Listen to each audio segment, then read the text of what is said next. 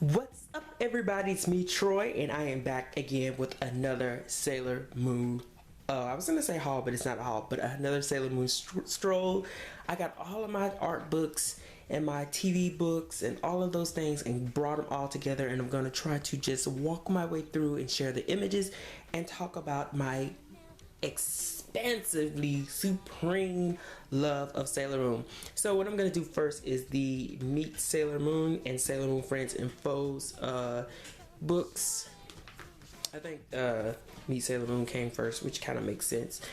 But yeah, it did, because there's a 1 right there. Duh. But yes, anyway, these were the art books or the TV books that came out in 1995, based around when Sailor Moon first was introduced to the US. So I had the electronic book at one point very early on, where it had like little notes and chimes or whatever that correlates with the storybook, the hardback book. But I ended up destroying that by ripping it apart because I wanted all the pictures, so that's long gone. But I still have these two, and I guess we'll go ahead and start with this one. And of course the magical blank page. And Meet Sailor Moon. I just love this book. It was published in October of 1995. And Kodansha America. Is it Kodansha? I don't know. But anyway, I love this image here, even though the Sailor Moon image with Luna does not match the same person or who drew the girls here. I love this symmetric look of Mercury and Mars here. This is nice. And that Venus being the leader, that's pretty befitting of her to be in the front pointing. And because Jupiter is the strength of the group, you can kind of see that sort of reflected there in her pose.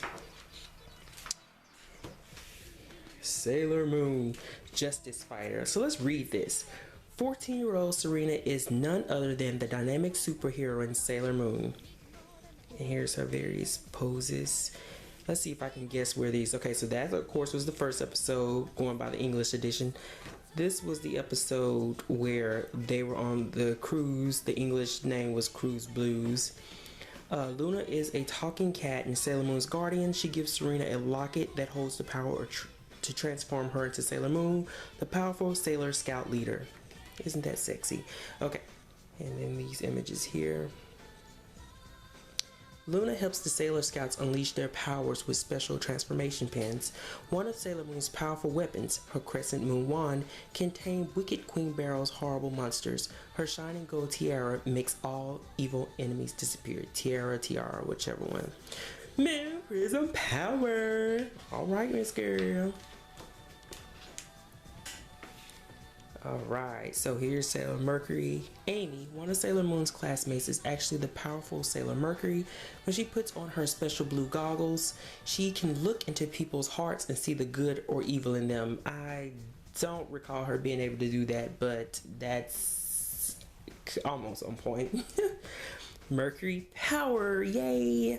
So Sailor Mercury temporarily blinds her enemies with the blast of Mercury foam bubbles. This intelligent Sailor Scout also carries a miniature computer disguised as a compact. Sailor Mercury, she's labeled the Brilliant Fighter. I think Sailor Mercury has always had one of the best, I like all the transformations, but I think hers was the most graceful and probably kind of one of the most best. Maybe it's because I like blue. Let's see, with this episode is when she did that running Mercury Bubbles blast when she was fighting Tuxedo Mask, who was of course brainwashed later in season 1. That was a really good episode. I really liked it. That my second favorite Sailor Scout, or she of course is Sailor Mars, the passionate fighter, which is very, very appropriate.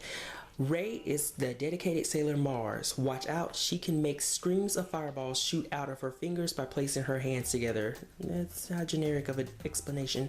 Okay, Sailor Mars also has a parchment scroll to defeat Queen Barrel's evil creatures. Mars Power.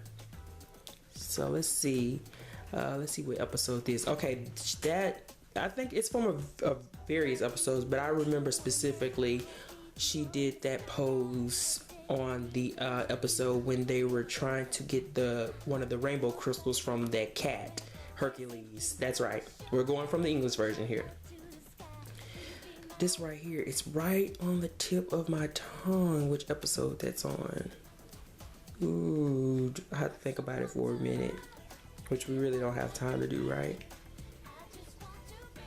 Yeah, I almost got it. I kind of want to say this was from the episode when they fought that gossip columnist. Her Negaverse name was Ninjana. I almost want to say that's where that's from, because that's when the girls were confronting her when they were all in the bushes, and she had Sailor Moon had gave her wand. We can just be here all day. I don't appreciate the fact that Sailor Venus and Sailor Jupiter has to have a separate page, but on the same page, if you get what I'm saying. Like, why they couldn't have a whole full spread. Anyway, Sailor Jupiter, energetic fighter. Athletic Lita transforms into Sailor Jupiter. The crystal in her golden tiara has an antenna that releases the electrical power of force of a thunderstorm on her enemies. Jupiter power. So these are all pretty much common poses. Venus power, my favorite sailor, isn't she? Sailor Venus, the dynamic fighter. Mina has been fighting evil as this popular Sailor Venus for a long time on her own. With Artemis, her cat guardian, she joins the other Sailor Scouts. Her special weapon is a powerful beam of energy in the form of 2 crescent moons. Okay. So of course this is from when she was first introduced. And this was that same episode, was it? Yeah, it was like when they were all at the docks or whatever. Okay, anyway. Sailor Scouts, power times 5. The Sailor Scouts are a fabulous fighting team determined to defeat the evil Queen Beryl. They must keep her from getting the rainbow crystals that will allow her to destroy the planet. Okay, this is easy because this is one of my favorite episodes. This screenshot was from the ice skating episode toward the end of the season 1, when Lita and Serena were trapped inside of the ice skating complex, and then these 3 girls came to save them. And I love this color, the blue, the orange, and the red, how that comes together. I really like that. And of course, this is from the haircutting episode when Sailor Venus first transformed, or it was on screen. And this is from when they were at the end of the season 1. Arms against evil. The Crescent Moon Wand, Sailor Moon. Oh, okay, that's the title. The Crescent Moon Wand. Sailor Moon's wand can remove all evil. It can change Queen Beryl's awful monsters back into harmless human beings. The Luna Pen. Sailor Moon's Luna Pen is very special because she can disguise herself with it. And personally, I want the Luna Pen. No, actually, I want them all. Transmitter. When the transmitter that is disguised as a calculator, with the transmitter that is disguised as a calculator, Luna can talk with all the Sailor Scouts. That is so cute. I remember, let's see, I made one of the Crescent Moon's wand out of some I forgot what it was. It was like some foam and all this other kind of stuff. And I made one of these communicators also, which is so cute. I want one of these, like, for real. I want one of those calculator communicators. Romantic interlude. Darian's gift. Sailor Moon proudly keeps a star-shaped music box. It was dropped in the heat. I can't read today. In the heat of battle by mysterious Tuxedo Mask. Sailor Moon has a big crush on him. Okay. Alright. Normal teenagers.